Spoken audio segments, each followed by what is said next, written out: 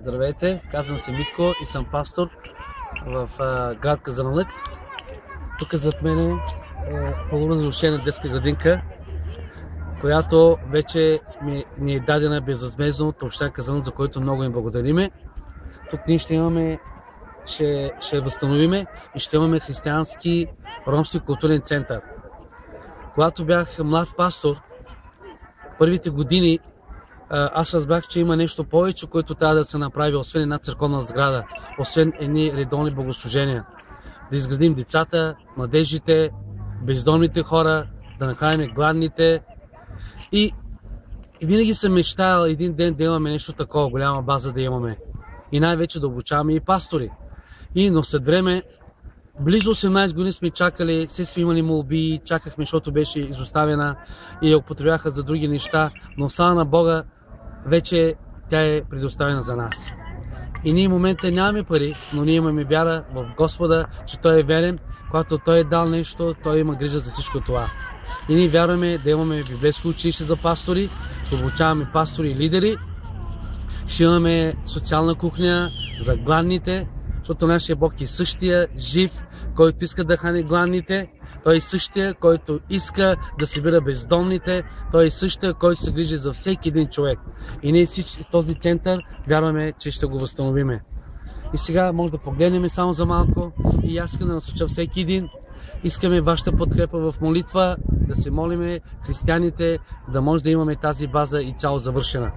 И ако някой усеща в сърцето си, може да посееш, може да помагаш, което можеш, може и с материал да помагаш, каквото от Бога усещаш. Но ако не, поне ти се моли, да расте Божието дело. Бог да ви благослови.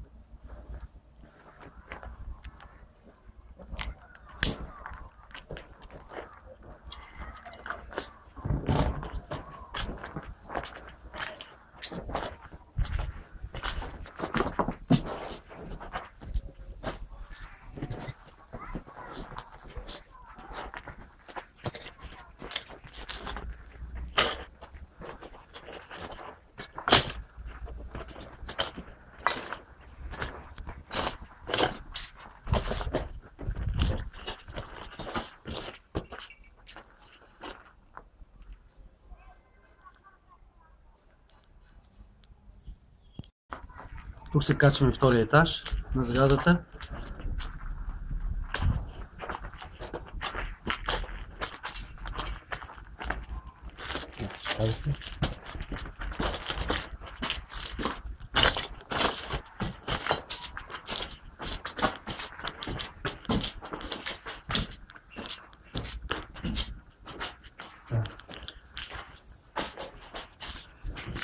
Тук ще бъде част от помещенията, които ще ги ремонтираме.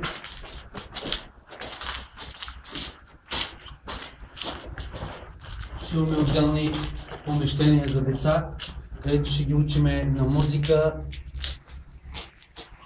Ще имаме стаи, където ще учим децата да рисуват, които им се отдават да бъдат художници, английски, компютър. Ще учим децата на християнските ценности и ще ги насърчим и ще ги учим на хигиенни навици и да имат морал, който вярваме да бъдем благословени за нашето общество в България. И това са помещенията тук, където искаме да събираме бездомните, които спят на улицата. Тук ще направим помещение за бездомните, които спят на улицата. Ще ги прибереме, ще се грижиме за тях, ще ги храниме. Тук ще спят, ще ги къпиме и вярваме да усещат Божията любов, че Бог не ги е забравил. Ще имаме и спални помещения за ученици, които ще пътуват от други села и градове или от други държави, които ще учат в училище. Ще имаме и спални помещения също за тях. Като ще имаме и офиси и кабинети за учителите и ще имаме един медицински работник, който изцяло той се погрижи за здравето на хората, които ще бъдат тук. Ще направим отделно спални, които ще бъдат на училище семейни. Ще имаме за момчето отделно, за момичето отделно. И по този начин ще ги насърчим хората. Тук ще имаме лятна градинка, ще я възстановим, където ще се играят децата и да може да го използваме, да бъде свежо, потом ще има треви и всички неща. И пейки ще има, където хората се почиват. И от тази страна по същия начин ще възстановим лятната градинка. И тук покрива ще възстановим.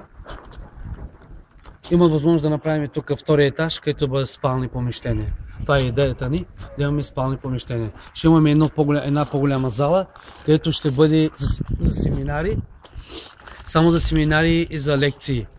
И ще има още една пак голяма зала, където ще бъде само за танци, където ще играят младежите, децата танци и ще има и за фитнес.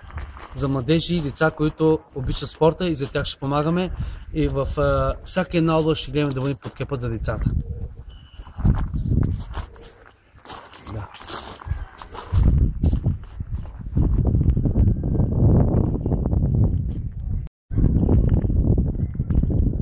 Това е двора на сградата, която и тя ни е дадена. Този двор и цяло ще бъде възстановено. Ще посееме дръвчета, пейки ще имаме и тук могат хората да дойдат да си отдъхнат, да си споделят, да си говорят. Всичко това и цяло ще бъде направено. Ще посееме цветя, да бъде красиво.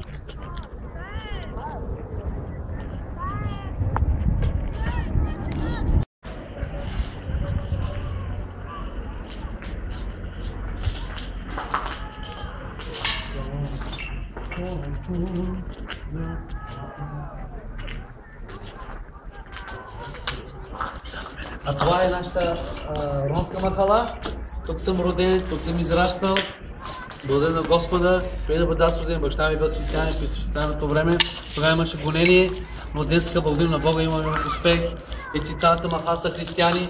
Само едно семейство бяхме християни, нашето семейство. След 55 години служение, баща ми служил 32 години, аз става вече 23 години както служа. Днеска цялата махала са християни. Само остане едно семейство мюсюлмани, за което благодарим на Бога, че Божието Слово е живо, деятелно и то промени хиляди хора промени. И вярвам тук в тази база да насърчим хората на Господа, да бъдат насърчени, да бъдат обучени и да бъдат благословени и за България, така и за целия свят. Много ви благодарим, че гледахте този клип. Вярвам Бог да бъде сърцето ви, молете се за нас и с каквото усещате, с това ни бъдете подкрепа. И Господ е верен, ако Той ти е дал видение, Той е силен да изпълни това, което Той ти обещал. Аз бях много млад, когато Бог ми дал видение да имаме такава база. След толкова години то е осъществено. Ние в момента стоим в голяма църква, но освен една църковна сграда, нужно е база, където да се грижиме за хората. Бог да ви благослови. В името на Исус Христос.